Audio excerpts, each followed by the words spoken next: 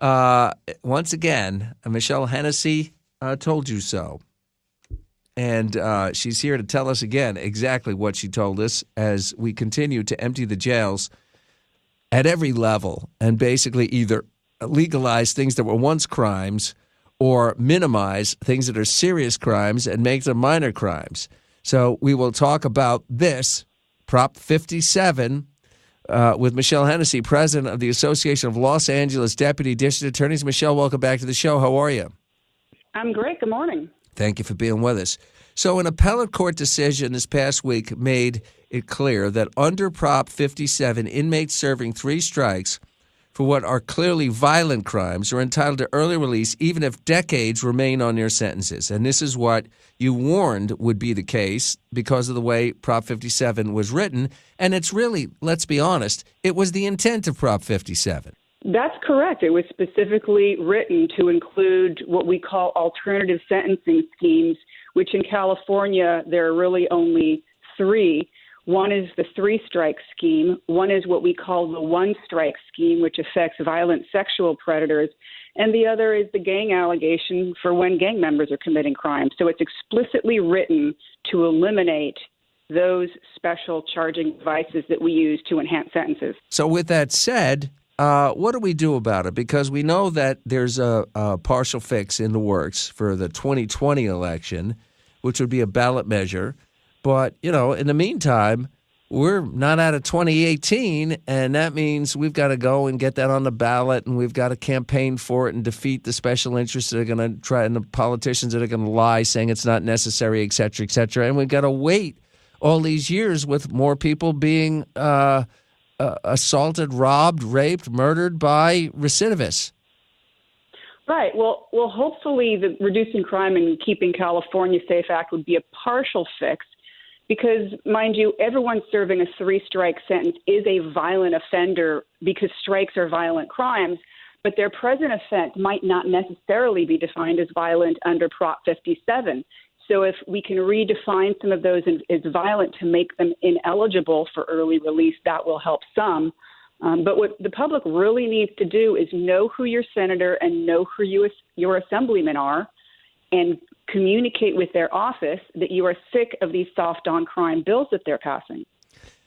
You've been, tilling at this windmill now, and so has the Association of Deputy District Attorneys, the people who are the rubber meeting the road when it comes to fighting crime, along with police officers, obviously.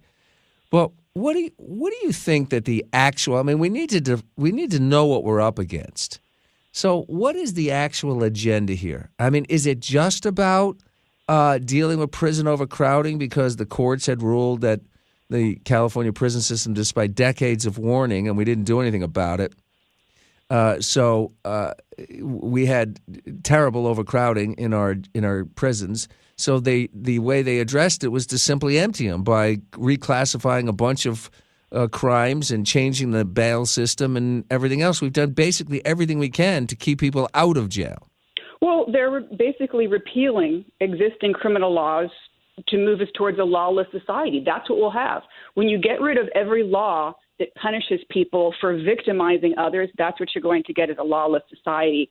The sad part is they're allegedly doing it to save money on prison housing, and they're not even saving money. There's been no substantial reduction in prison housing because apparently no one told our legislators about economies of scale. Talk to us about what that means, economies of scale related to the prisons. Well, if you have to operate an entire prison that's at maximum capacity versus the same prison that's at 2/3 capacity, you're still paying the same amount for electricity. You're still paying the same amount for staffing. You're still paying relatively the same amount for water. So there's a basic fixed cost simply to operate the prison in the absence of any human beings being housed there. So the addition or reduction by a few people does not significantly decrease the base cost to do so. In addition to which, because our prisons are now, the healthcare system is now under a receivership, inmates are receiving better health care than ever before. Unfortunately, that also costs money. Yes, it's enormously expensive. As a matter of fact, there was a very important piece a number of years ago in the Los Angeles Times about an inmate in the state prison system who was completely incapacitated. And his medical requirements were so extreme that they couldn't treat him at the prison hospital, so they sent him to a hospital off campus, if you will.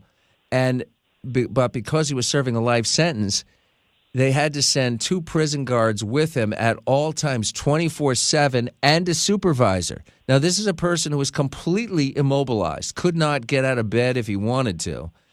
But because of the way he was classified, there were 2 guards at all times guarding a room with basically an invalid, a completely paralyzed invalid in the bed, and then a supervisor to look over those 2 guards 24/7 for over a year, and it cost us something like $800,000 just to guard this one prisoner. And that's before you get to the medical costs. Yeah, I mean, it seems ridiculous. I don't know what else they could have done in that circumstance. That seems pretty unique. But, overall, medical care is going to be part of the prison cost. And when you're providing enhanced care, it's obviously going to cost more. So if our legislator and our government want to save money on prison housing, why are they spending more on prison health care? That's a good question to ask. But what it really comes down to is people have to know what their local senators and assemblymen are doing. And it's really hard to keep track of all the bills during the legislative session. They come out left and right. They get hidden in trailer bills. They get gutted and replaced. So it is hard. But there's a really great website where people can go look up legislation. It's called legiscan.com, legiscan.com. And they can look up all active and passed bills and see who voted for them. Well, it's all important information. Michele, thanks so much for the work that you do for fighting a good fight. And, we'll continue to till at the windmills with you. Great. I need the company. All right. Thanks so much. That's Michele Hanisee.